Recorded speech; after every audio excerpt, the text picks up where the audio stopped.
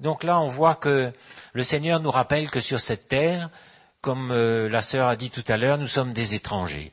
Nous sommes des voyageurs de passage. Nous n'avons aucun héritage naturel, matériel sur cette terre. Aucun. Nous sommes comme des étrangers. Nous ne sommes pas du tout de la même nature que ceux que nous côtoyons tous les jours. On peut les aimer, on peut les supporter, on peut travailler avec eux, mais on n'est pas de la même nature qu'eux. On n'est pas du tout comme eux. Et on n'est que de passage sur cette terre. Et il leur rappelle, et il leur dit, c'est pour ça que le monde va vous haïr. Il va vous haïr, ne vous étonnez pas, ne soyez pas surpris, parce que vous n'êtes pas du monde, vous. Vous êtes juste de passage pour un temps très court, mais votre patrie céleste, c'est avec moi pour l'éternité, c'est de l'autre côté. C'est ça la vision, c'est ça votre espérance, c'est ça votre destination, et c'est ça l'espérance qui ne doit pas quitter le cœur du chrétien tout au long de son court séjour sur la terre. N'oublions jamais, mes frères et sœurs, qu'une vie, ça passe très vite. Mais alors très très vite. C'est pour ça qu'il faut faire les bons choix. C'est pour ça qu'il ne faut pas perdre du temps à rechercher des choses qui vont peut-être nous apporter un petit peu plus de confort, de bien-être. C'est pas utile. Ça va nous faire perdre du temps. C'est pas notre part. Mais le Seigneur leur rappelle là, il dit, vous n'êtes pas de cette terre. Et il leur rappelle, un peu plus loin, vous aurez des tribulations dans le monde, mais prenez courage, j'ai vaincu le monde. Vous aurez des tribulations, vous aurez des épreuves, vous allez souffrir sur cette terre, mais moi je suis avec vous jusqu'à la fin. Dans l'évangile de Matthieu, il nous redit ça, je suis avec vous jusqu'à la fin. Et ce qui est bouleversant, c'est la fin du chapitre 15 de Jean, Jean 15, au verset 26. Et là, il dit, quand sera venu le consolateur que je vous enverrai de la part du Père, l'Esprit de vérité qui vient du Père, il rendra témoignage de moi. Et vous aussi, vous rendrez témoignage parce que vous êtes avec moi dès le commencement. Vous voyez comment il nous rappelle que ça, c'est un grand mystère. Nous sommes avec Jésus depuis toujours. Dans le cœur de Dieu, c'est comme ça. On a toujours été avec lui. De même que à d'autres, il dira ouvertement, jamais je ne vous ai connu. Vous voyez comment cette différence est claire, comment l'appel de Dieu, qui est à la fois un mystère et un grand mystère, est à la fois une réalité dans l'esprit. Il dit, vous êtes avec moi depuis le commencement. Vous êtes mes amis, vous êtes ma famille, vous êtes à moi. Et vous voyez comment notre élection, notre appel, c'est quelque chose de fort, quelque chose qui est clair dans l'esprit. On n'a rien à faire avec ce monde, même si nous sommes dedans pour quelque temps. Mais on fait partie de la famille du Seigneur. On fait partie des siens. On est destiné à vivre avec lui pour l'éternité.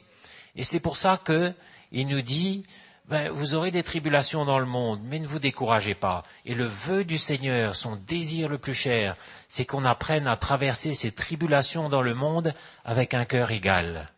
Et notre cœur n'est pas égal pour le moment. Il a encore des hauts et des bas, parce qu'on manque peut-être de maturité ou de révélation. Mais c'est pas grave, on apprend dans tout ça.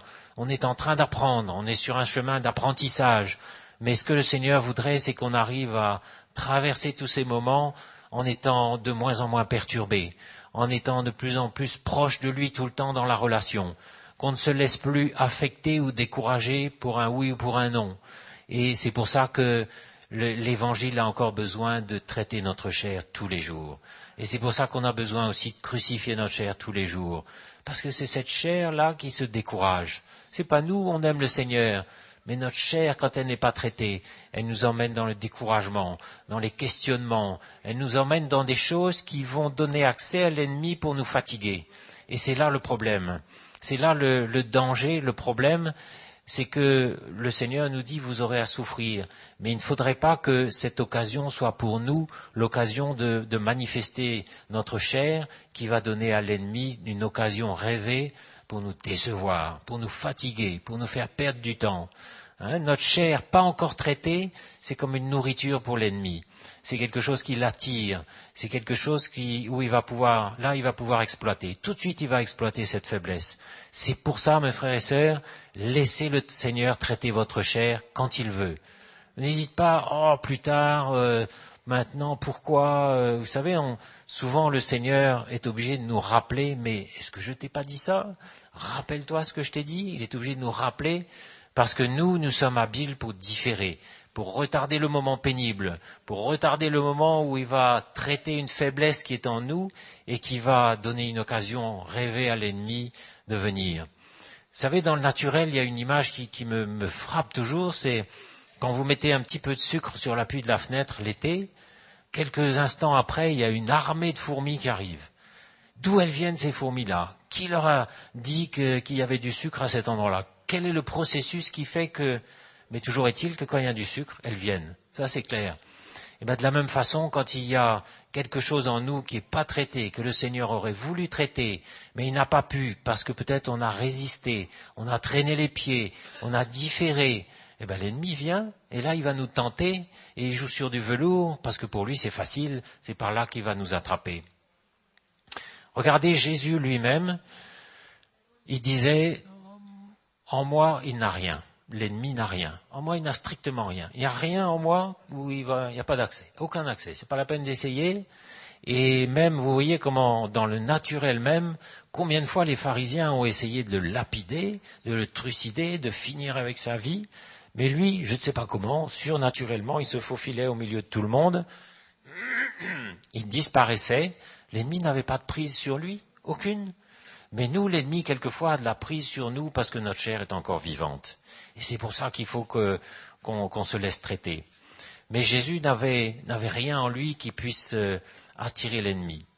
Mais maintenant, il est bien clair et il nous dit, dans le monde, vous aurez ça à souffrir. Mais il y a une bonne souffrance qui produit la vie.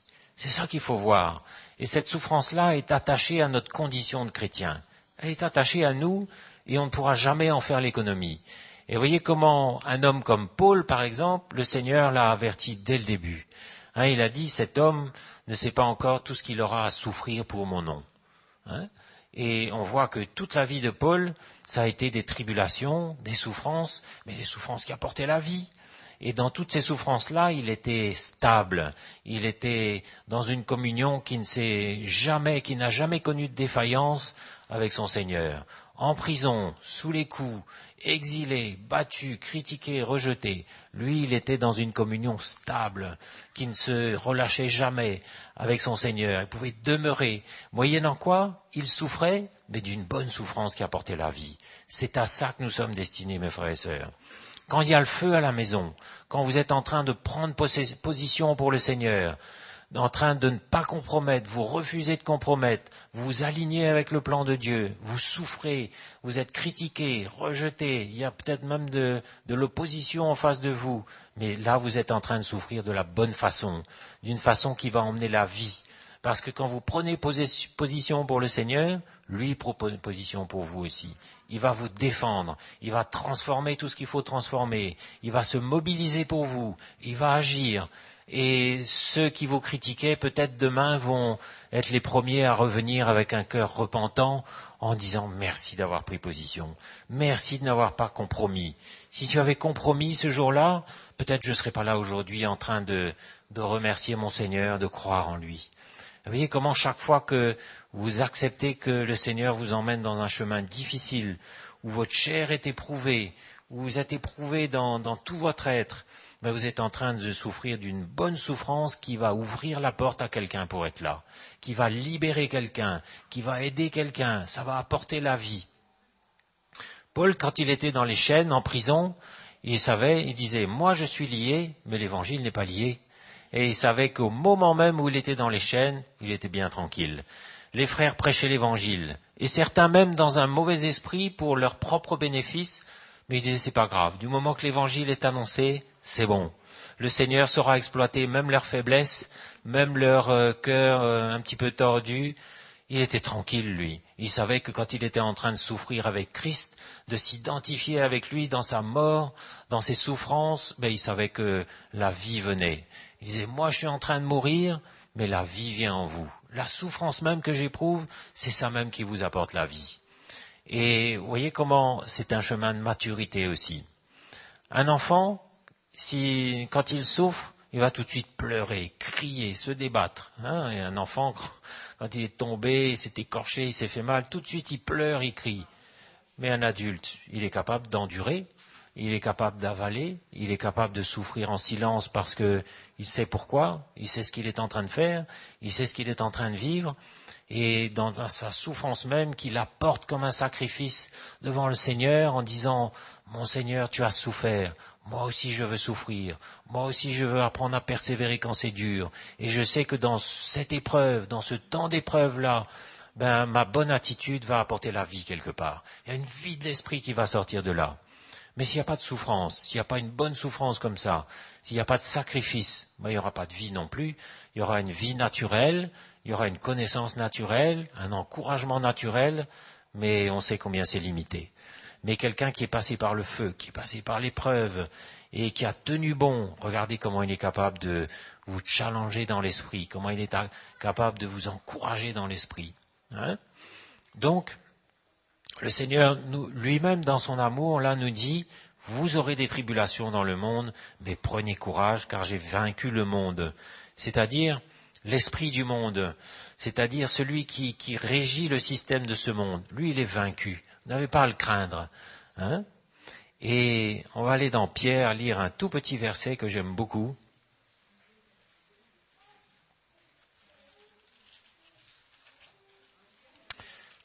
Dans 1 Pierre, bonne question, 1 Pierre chapitre 4,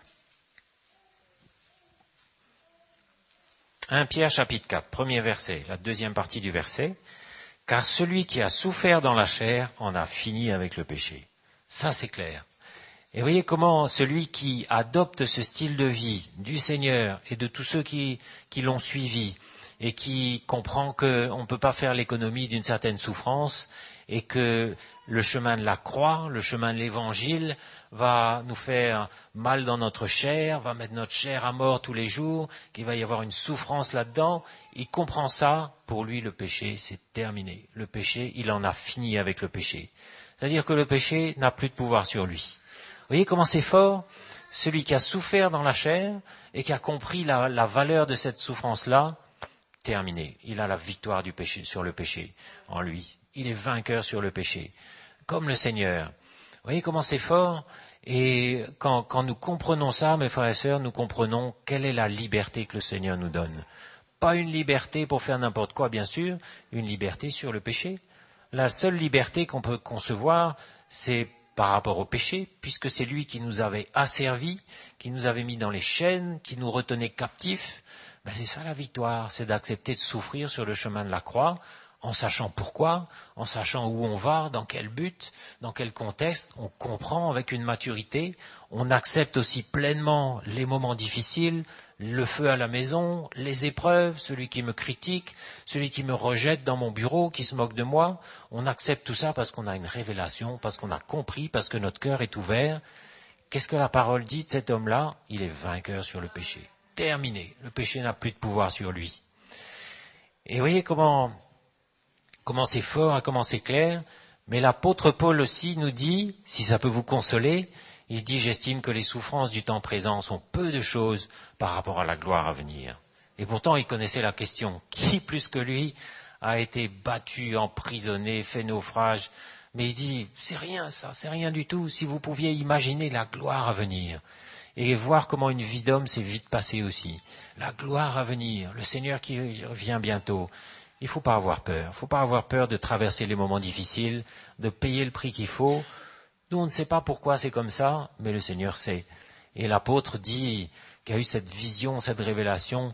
Les souffrances du temps présent sont peu de choses vraiment comparées à la gloire à venir. Hein? Mais maintenant, qu'est-ce qui se passe quand nous ne laissons pas notre chair être traitée et quand, bien sûr, on est encore humain, on est encore faible, on est encore charnel? Là, on va aller voir quelques exemples qui vont nous montrer ce que c'est que de souffrir de la mauvaise façon. D'une souffrance, cette fois-là, qui n'apporte pas la vie, qui nous fatigue inutilement, qui nous fait perdre du temps et dans laquelle le Seigneur nous accompagne, bien sûr, mais il ne prend pas plaisir et ça ne va rien produire du tout. Et on va aller tout d'abord dans le livre des rois, le premier livre des rois.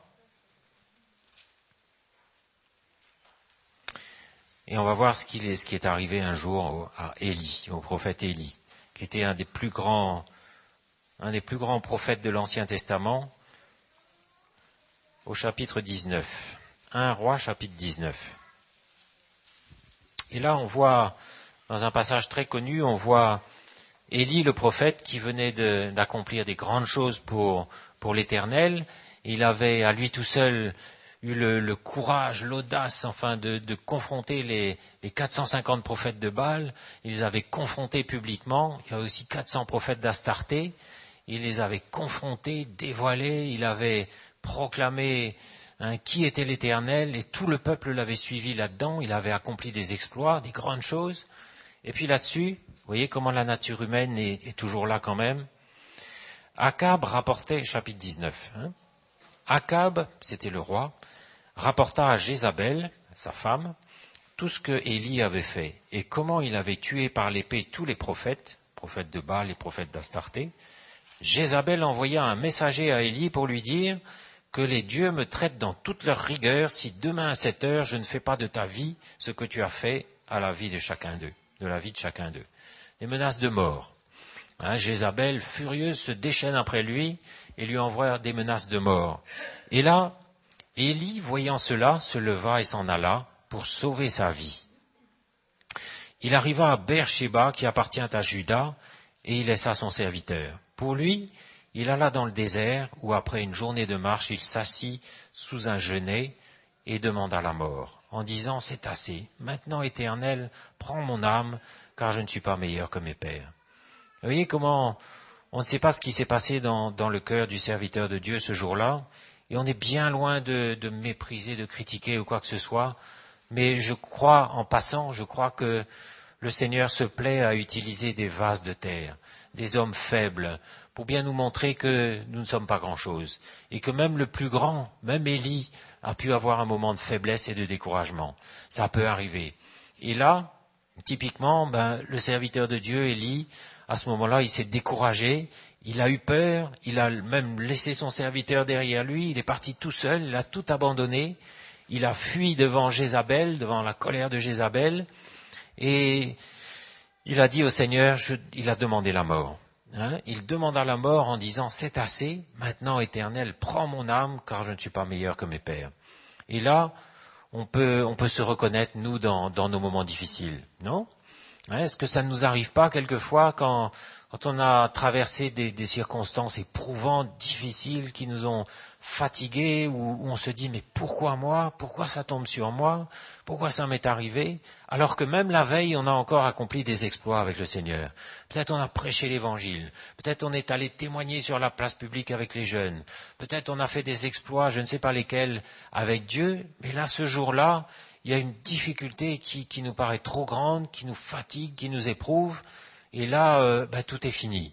Subitement, on dit, est-ce que j'ai fait, ça va loin, est-ce que j'ai bien fait d'accepter le plan de Dieu? Est-ce que j'ai bien fait de suivre l'Éternel? Tout disparaît d'un seul coup.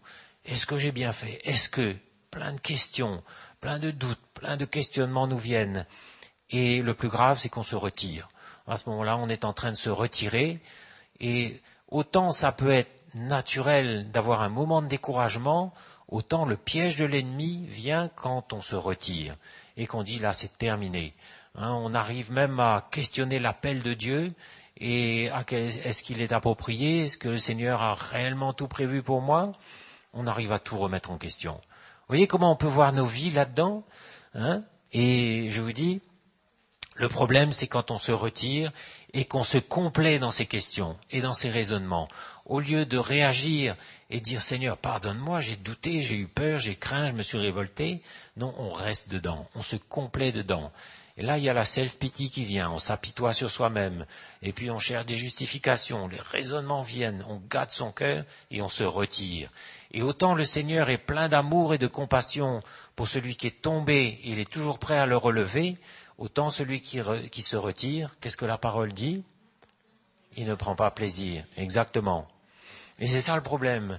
Et c'est là que, vous voyez, il y avait peut-être une faiblesse dans le cœur de ce prophète.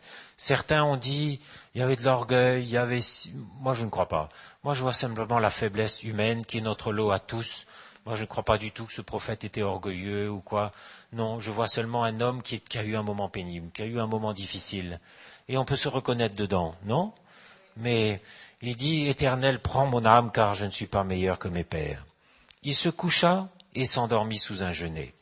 Il se couche, c'est terminé, il veut pas aller plus loin. Et voici, un ange le toucha et lui dit, lève-toi, mange. Il regarda,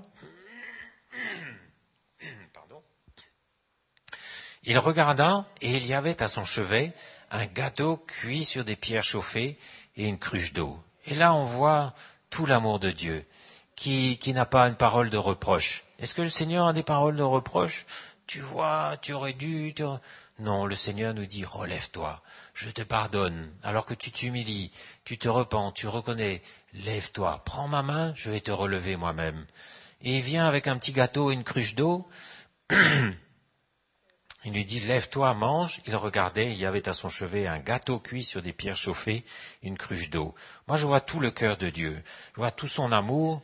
Parce que vous savez, nous ici, dans nos moments difficiles, nous avons tout le secours de l'Église autour de nous.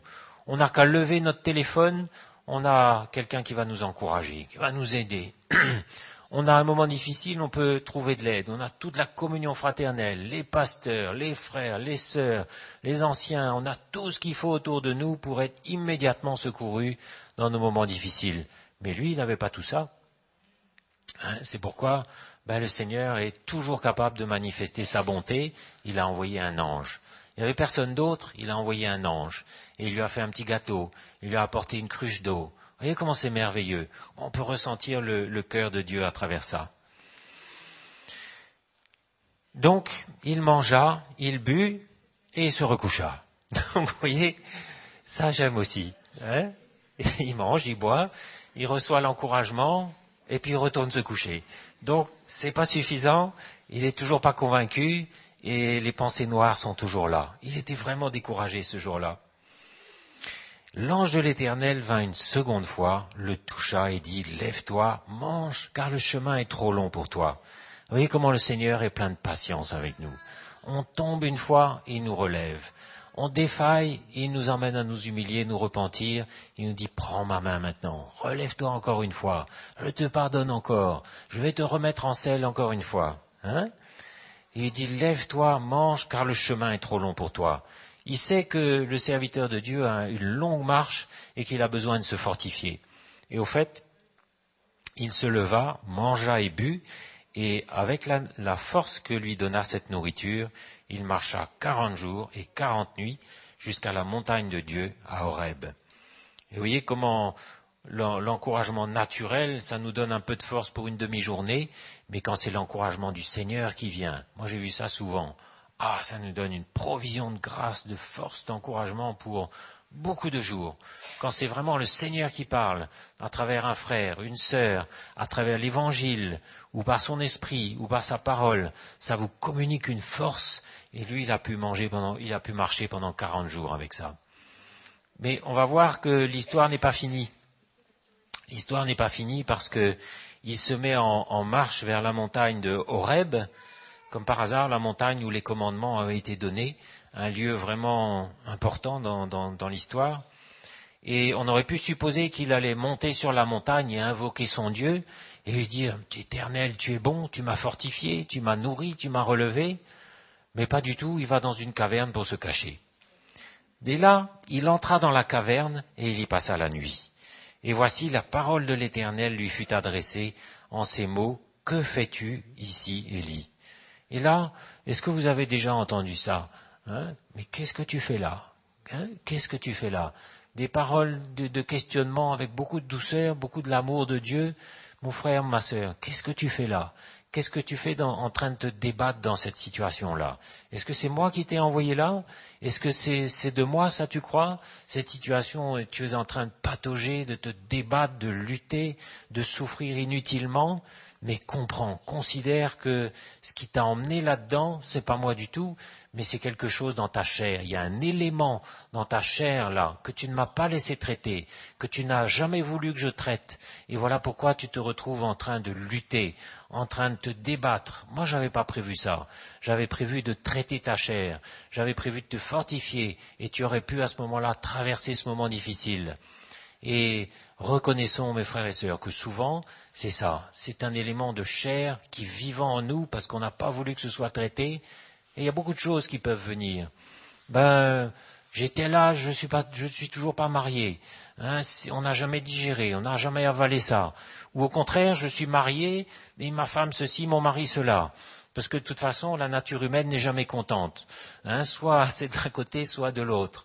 Et on a ça qui nous pèse sur l'estomac, qu'on n'a jamais digéré, on n'a jamais accepté, on ne comprend pas pourquoi on est toujours dans cette situation, mais quel est le plan de Dieu dans tout ça? C'est qu'on puisse lui faire confiance totalement, définitivement.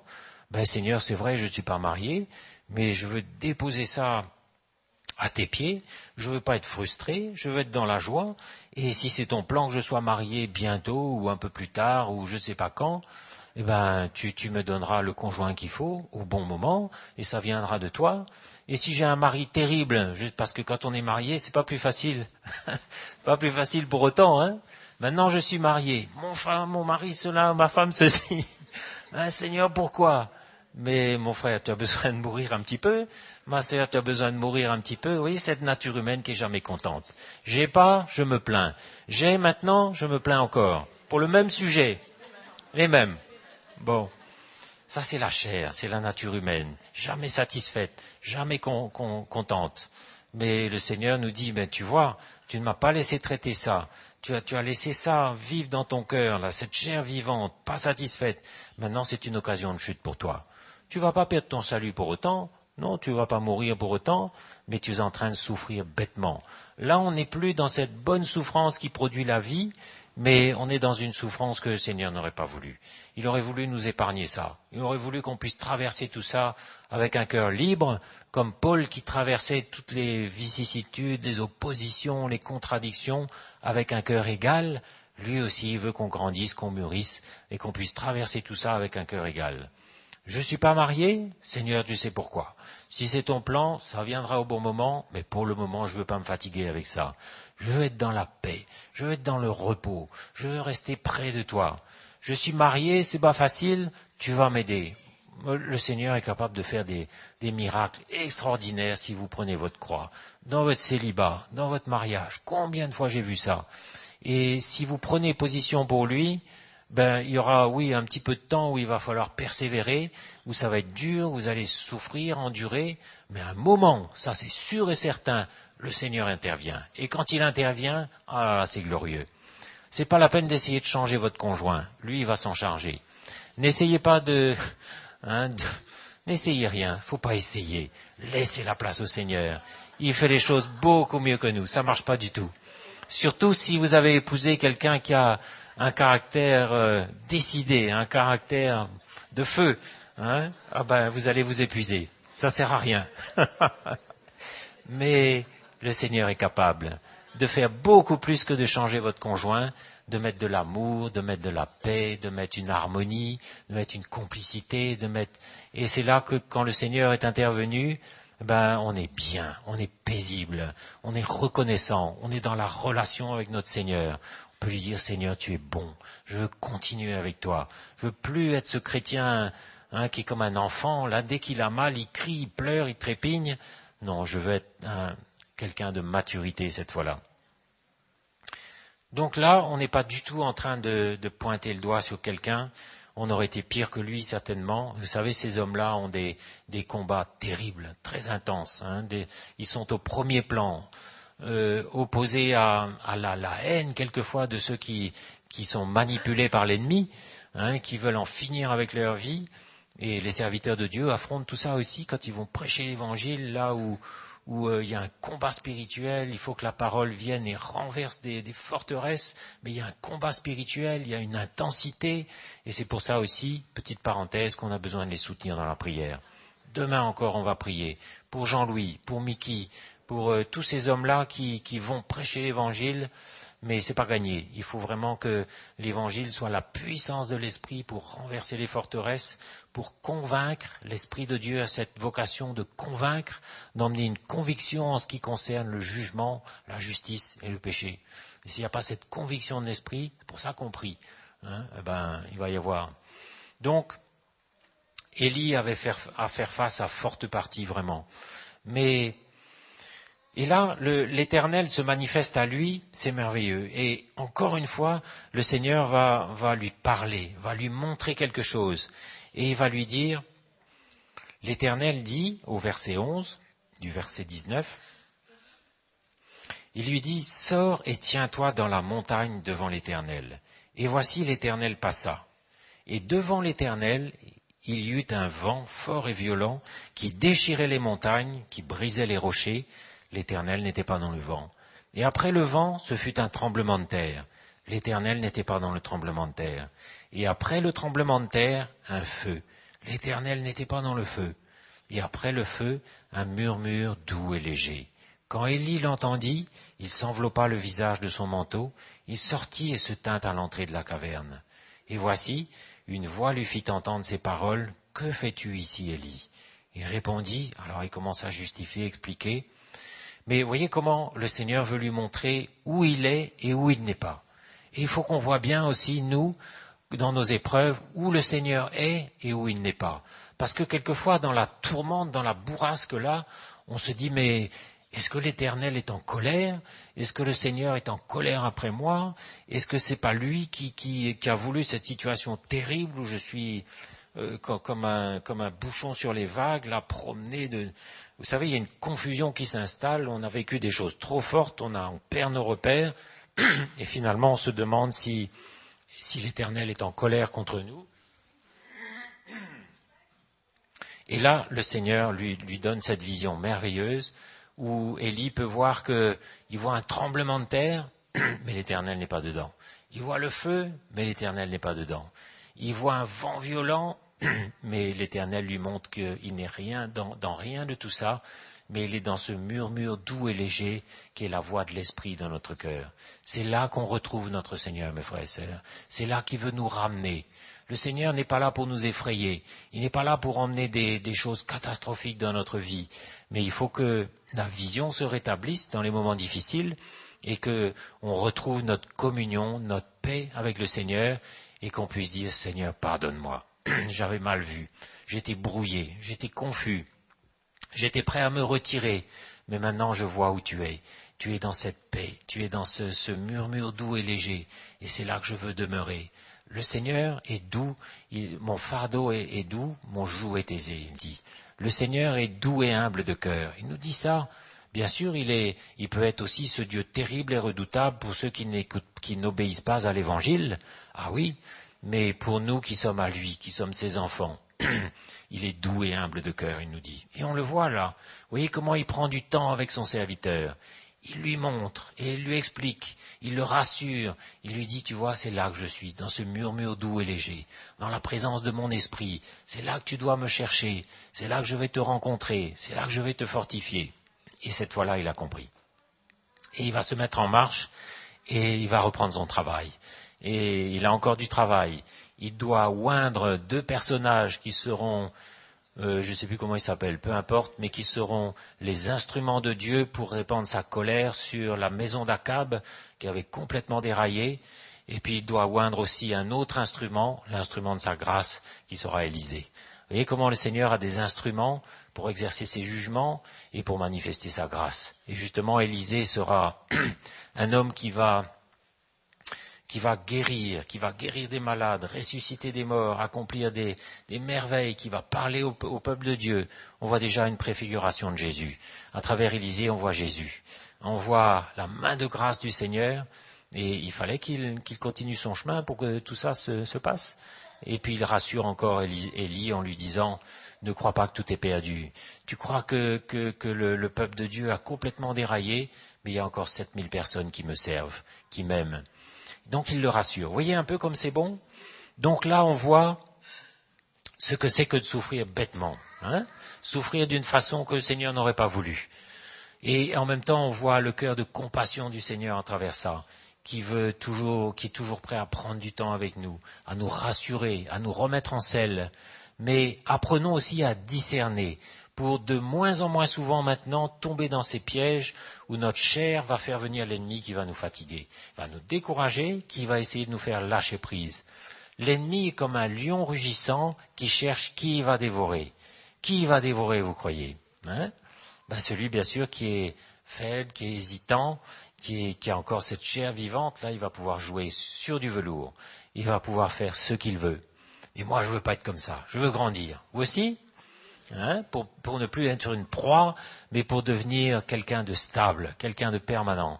Et en même temps, on a un grand respect pour ce personnage qui est là, et on sait que c'est un homme qui a été enlevé par le Seigneur un jour. Hein? Il n'y en a pas beaucoup comme ça. Il a été enlevé par le Seigneur un jour. Comme quoi, ça nous parle aussi, cette histoire de la faiblesse humaine. On est des vases de terre, mes frères et sœurs. On ne sera jamais autre chose. Il ne faut pas chercher une perfection. Moïse lui-même a fait des bêtises au début et à la fin de sa vie. Les plus grands hommes, David aussi a fait des bêtises. Nous sommes des vases de terre. N'ayons pas peur non plus de nos bêtises, de nos chutes, mais apprenons à grandir et à devenir stables. D'accord? Maintenant, on va aller voir un autre exemple dans la Genèse, qui est l'histoire de Jacob. On a un petit peu parlé de ça déjà à Rouen. Jacob, dans la Genèse, au chapitre 33. Et là aussi, on voit un homme qui, un jour, a été, en fait, plusieurs fois même, qui a été piégé par sa nature humaine, par son caractère. Et vous savez que le Seigneur avait un grand avenir pour lui. Il avait pour sa vie un appel qui était irrévocable. Et en même temps, on voit que le Seigneur s'était révélé à lui d'une façon glorieuse. Il avait eu cette vision-là des anges qui montent et qui descendent tout au long d'une échelle. Et le Seigneur lui avait dit, on va les voir un petit peu rapidement, au chapitre 28 de la Genèse.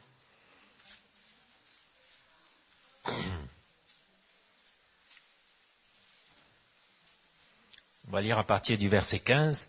Là, il dit à Jacob, « Voici, je suis avec toi, je te garderai partout où tu iras, et je te ramènerai dans ce pays, car je ne t'abandonnerai point, que je n'ai exécuté ce que je te dis. » Et Jacob s'éveilla de son sommeil, et il dit, « Certainement, l'Éternel est en ce lieu, et moi je ne le savais pas. » Il eut peur, et il dit que ce lieu est redoutable. C'est ici la maison de Dieu, c'est ici la porte des cieux. Et Jacob se leva de bon matin, il prit la pierre dont il avait fait son chevet, et il la dressa pour monument, il versa de l'huile sur son sommet, et il donna à ce lieu le nom de Béthel. Béthel, ça veut dire étymologiquement la maison de Dieu, alors que la ville s'appelait Luz en réalité. Vous voyez comment ça nous parle du jour où on a rencontré le Seigneur.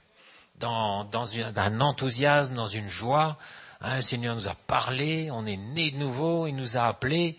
Et là, on est dans une joie qui nous fait croire que ça va être tous les jours comme ça et que jusqu'au retour du Seigneur, on va être dans cet état. Hein?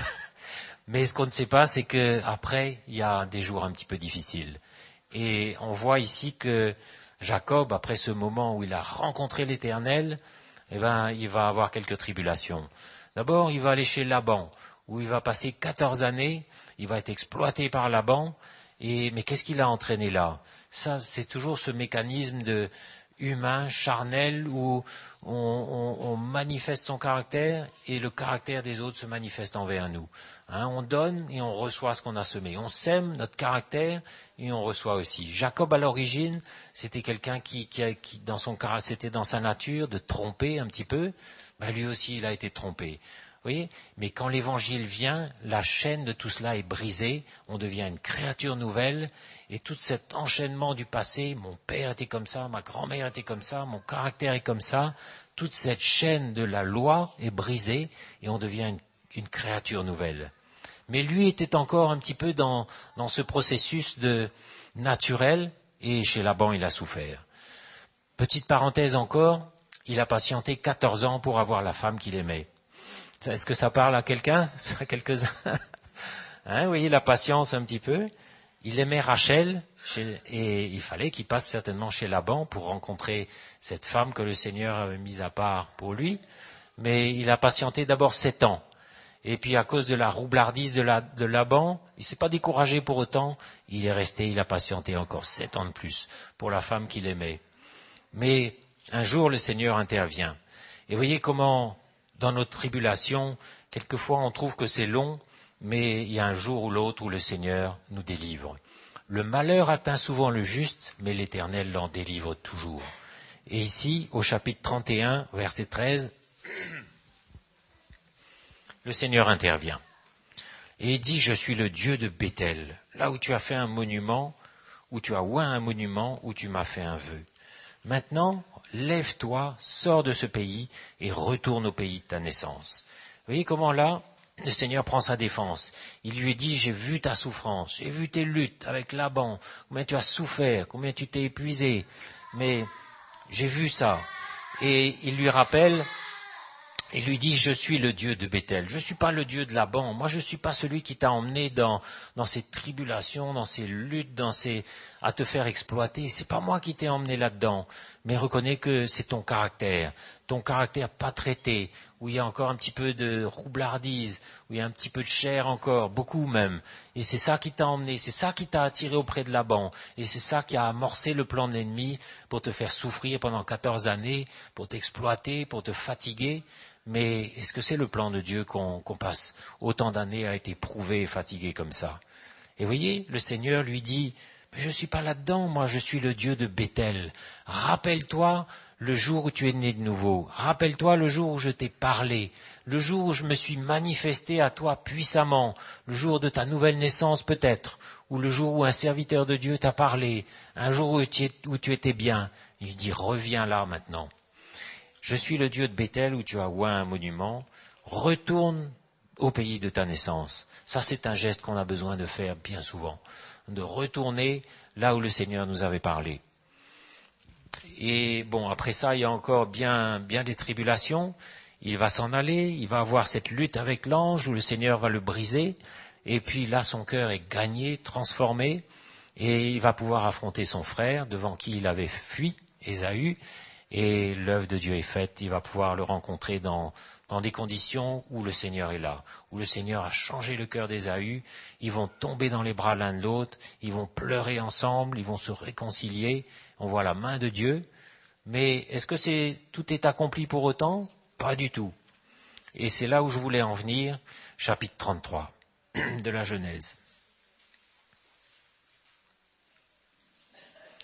Là, certainement, Jacob avait beaucoup grandi, il avait été brisé par le Seigneur, il s'était réconcilié avec son frère, il avait vu la gloire de Dieu, il avait vécu des choses extraordinaires, et là il se met en marche, et au verset 17 du chapitre 33, on nous dit, Jacob partit pour Sukkot, il bâtit une maison pour lui, et il fit des cabanes pour ses troupeaux. C'est pourquoi on a appelé ce lieu du nom de Sukkot. À son retour de Padan Aram, Jacob arriva heureusement à la ville de Sichem, dans le pays de Canaan, et il campa dans la ville. Il acheta la portion du champ où il avait dressé sa tente des fils de Hamor, père de Sichem, pour 100 késitas, et là il éleva un autel qu'il appela El Eloé Israël. Puis un petit peu plus loin, au chapitre 34, Dina, la fille que Léa avait enfantée à Jacob, sortit pour voir les filles du pays, et elle fut aperçue par Sichem, fils de Hamor, prince du pays. Il l'enleva, coucha avec elle et la déshonora. Son cœur s'attacha à Dina, etc. Et là, on voit qu'il est tombé dans un piège. Il est tombé dans un sacré piège, et probablement que la ville de Sichem était sur son chemin, mais qu'est-ce qu'il a fait? Il s'est arrêté. Il a planté sa tente, il a acheté un terrain, il a relâché ses enfants pour sortir dans un pays, dans un territoire ennemi, dans un pays inconnu. Et vous voyez comment il aurait dû certainement traverser en ne perdant pas de vue la vision. Le Seigneur m'appelle à aller là. Certainement il savait, parce que le Seigneur lui avait dit plusieurs fois, retourne à Béthel, retourne au pays de ta naissance. Et là, probablement dans un moment de faiblesse, comme on en a tous, dans un moment d'oubli, dans un moment charnel, peut-être il a trouvé qu'il avait besoin de se reposer, qu'il était fatigué, ou peut-être j'ai encore du temps, ou je répondrai à l'appel de Dieu un petit peu plus tard, j'irai à Béthel un petit peu plus tard, c'est pas pressé. Il a planté sa tente, il a acheté un terrain, il a relâché ses enfants, et la catastrophe est arrivée. Sa fille, vous voyez comment on relâche nos enfants, hein? Où sont nos enfants? Vous voyez comment on a besoin de savoir, en passant, où sont nos enfants, hein? Qu'est-ce qu'ils sont en train de faire? Avec qui? Il aurait dû veiller sur son enfant, Dina, sa fille, la fille de Léa. Mais il l'a laissé partir, et elle, toute innocente, elle est partie dans un pays qui était certainement très joli, disant le pays est joli, les habitants sont gentils, aussitôt elle tombe dans un piège. Un petit garçon qui devait être très, très gentil, très, très séduisant, qui l'a embobiné certainement avec un discours charmeur, et voyez la suite, voyez ce qui est arrivé. On a besoin de savoir où sont nos enfants, de veiller sur eux. Vous vous rappelez cet avertissement que Mickey nous avait donné un jour? Où sont vos jeunes? Il est au foot, je suis tranquille, il est avec son ballon de foot là. Ballon de foot, c'est synonyme d'innocence. Il joue, il est que encore. Mais vous savez ce qu'il fait avec son ballon de foot là? Vous savez avec qui il est en train de côtoyer, et à quelle heure il revient, et pourquoi il est fatigué quand il revient? Vous savez tout ça? On a besoin de veiller sur nos enfants. On a besoin de ne pas les relâcher n'importe comment, de rester vigilants, parce qu'ici-bas, nous sommes en territoire ennemi. On n'est pas innocent. Il n'y a rien d'innocent sur cette terre. On a besoin de veiller, de savoir qu'est-ce qu'ils font, avec qui. Ça, c'est un des aspects de l'histoire. Et puis un autre, c'est que lui-même s'était certainement appesanti dans sa chair ce jour-là. Et vous savez, quand on n'est pas attentif et vigilant, on peut arriver à croire que le plan de l'ennemi, c'est le plan de Dieu. On est endormi, complètement endormi, on est lourd, et on se dit, merveilleux, un beau terrain, un beau pays, c'est la bénédiction de l'Éternel, le Seigneur me donne ça, et tu vois même pas que c'est le plan de l'ennemi qui est déjà en train de se refermer sur toi. Mais quel est le remède pour éviter ça? Mais il y a un remède, c'est d'être pleinement investi dans la vie de l'Église, pleinement en train de servir le Seigneur, avec tous vos frères et sœurs, investis, engagés dans la communion fraternelle, avec une vie qui n'hésite pas à se dévoiler, à chercher de l'aide, à dire voilà où j'en suis.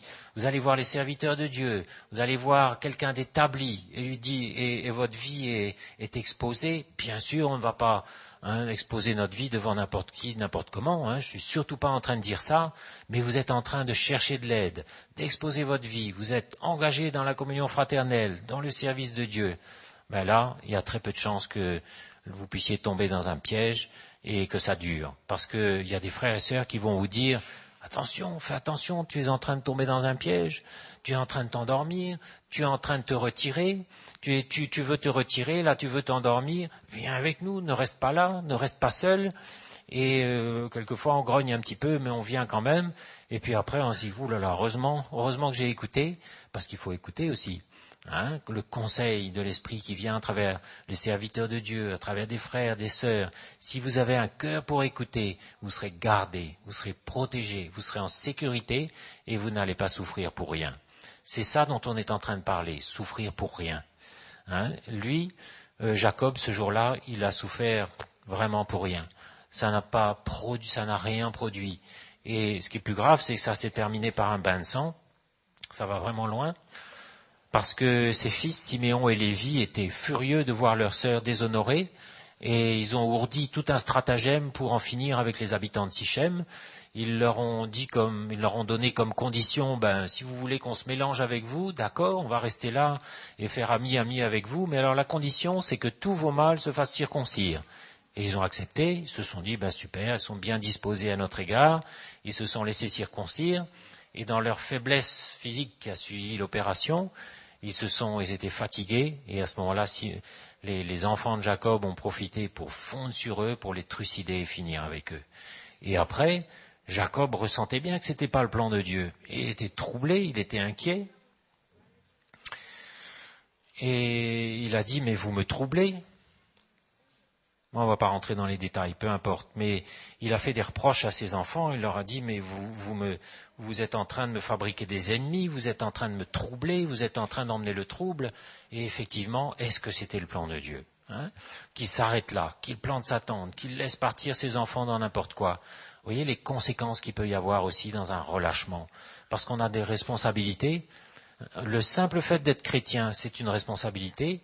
Il y a des gens qui nous suivent. Et à plus forte raison, si nous sommes un papa, une maman, on a la responsabilité aussi de rester branché avec les choses de l'esprit, de garder une vie livrée, une vie donnée, où on va pouvoir recevoir le conseil, où on va pouvoir tout de suite être éclairé si quelque chose ne va pas. Parce que personne n'a tout le discernement. Moi, je vous dis franchement, moi-même, je vois pas tout. Et heureusement que mes frères et sœurs sont là. Récemment encore, une situation est venue. J'avais pas vu comme il faut. Heureusement, les frères et sœurs sont venus me voir en me disant, mais attention, c'est pas comme ça, c'est comme ça.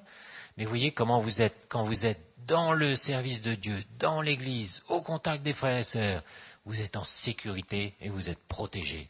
Mais sinon, ce qui risque de se produire, c'est encore une fois un élément charnel en vous, qui a envie de se reposer, ou qui a envie d'avoir un peu de confort, un beau pays, un beau terrain, ah super, c'est la bénédiction de l'Éternel, c'est lui qui me donne ça, belle maison, tout. Oui peut-être, mais attention, est-ce qu'il n'y a pas un piège de l'ennemi là-dedans, hein? Est-ce que tu n'es pas en train de faire finalement notre appel au sens figuré, c'est de vivre dans des tentes, de considérer que nous sommes des voyageurs de passage sur cette terre. Mais quand on commence à acheter au sens figuré, acheter un terrain, poser sa tente, s'installer et ne plus considérer qu'on est en territoire ennemi, que l'ennemi est comme un lion rugissant autour de nous, on oublie ça. Qui cherche qui dévorer, qui cherche à dévorer mes enfants, qui cherche à dévorer mon conjoint, moi-même, on perd tout ça de vue.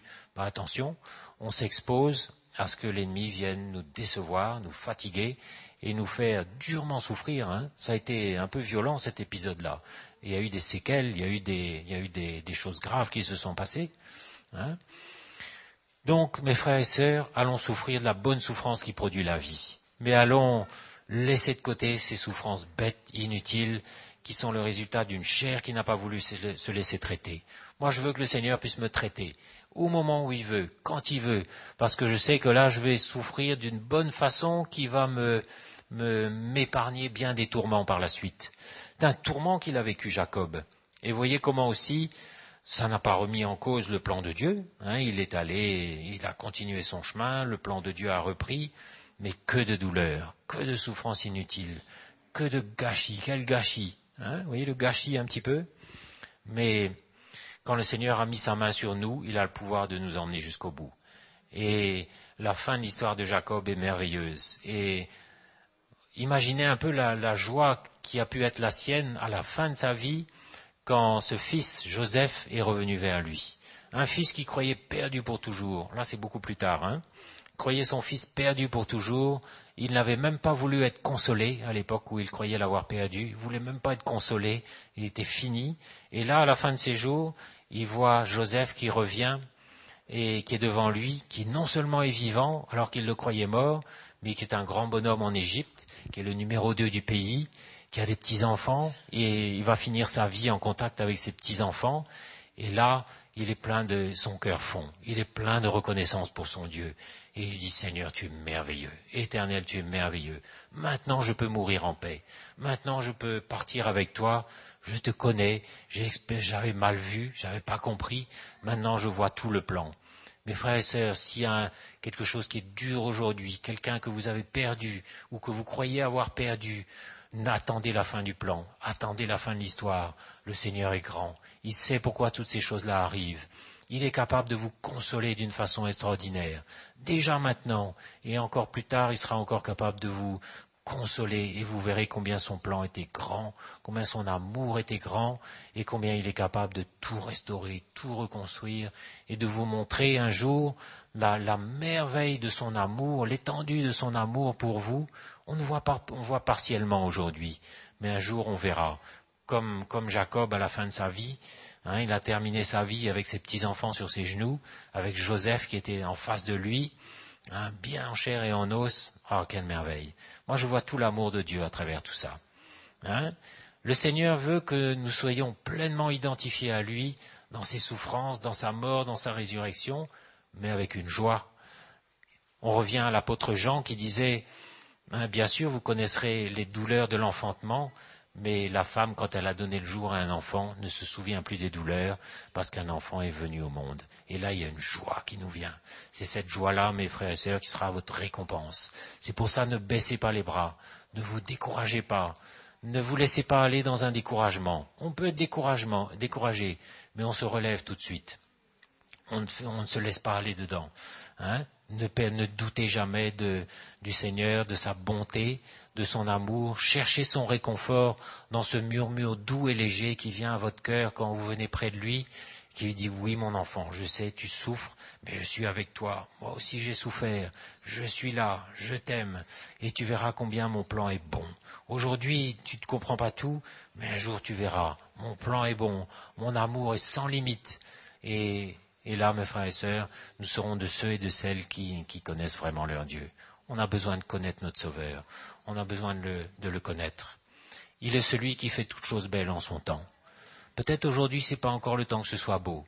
Aujourd'hui, on est dans un chantier, on est dans une vie un peu en ruine peut-être, avec des dégâts, avec des luttes, avec des combats. Mais le Seigneur sait faire toutes choses belles en son temps. Il vous aime. Il n'ignore aucun des moments difficiles que vous traversez. Il est au courant quand vous souffrez. Et il a chagrin que vous soyez chagrinés. Mais il y a un temps pour lui, pour vous récompenser, pour vous relever, pour vous aimer, pour vous fortifier. Non ? Et il a été ce Dieu-là pour Jacob, il a été ce Dieu-là aussi pour Élie. Élie est parti au ciel directement. Il a été aussi ce Dieu-là pour Jean, pour tous ceux qui sont avec lui maintenant. Et il sera ce Dieu-là aussi pour nous, mes frères et sœurs, si nous persévérons. Mais réalisons bien ce que c'est que de souffrir. D'une bonne souffrance qui va construire et apporter la vie, qui est attachée à l'appel du chrétien. Et réalisons en même temps ce que c'est que de souffrir bêtement, parce qu'on a une chair qui a attiré le plan de l'ennemi. Que ces choses-là deviennent claires, ça devienne une lumière, une révélation, et que nous soyons des chrétiens de maturité de plus en plus, hein, stables comme l'apôtre Paul. On ne va pas du tout se moquer ou critiquer tous ces hommes qui étaient souvent bien seuls, hein, mais allons réaliser le privilège que nous avons, nous, d'être tellement entourés, tellement gâtés. Hein. Donc je crois que vous êtes d'accord avec ça? Est-ce qu'on peut se mettre devant le Seigneur ce matin et le remercier pour sa bonté, pour son amour et pour son plan?